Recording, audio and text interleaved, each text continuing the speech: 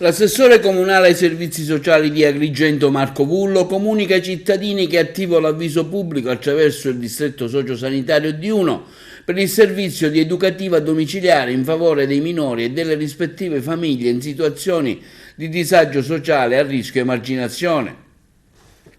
L'avviso A1 2019 País educativa domiciliare sarà erogato attraverso dei voucher digitali. Il servizio, continua l'assessore Vullo, ha lo scopo presicuo di promuovere benessere psicofisico per i minori in situazioni di disagio e di svantaggio attraverso delle prestazioni di assistenza educativa domiciliare finalizzato a forme di sostegno nei confronti delle famiglie beneficiarie che saranno prese in carico dal servizio sociale professionale per la stipula del patto di inclusione sociale al fine di supportare i minori nei processi di crescita educativa. Le domande, continua l'assessore Vullo, per gli aventi diritto andranno presentate in apposita istanza da compilare in ogni sua parte attraverso la piattaforma Servizio Sociale Digital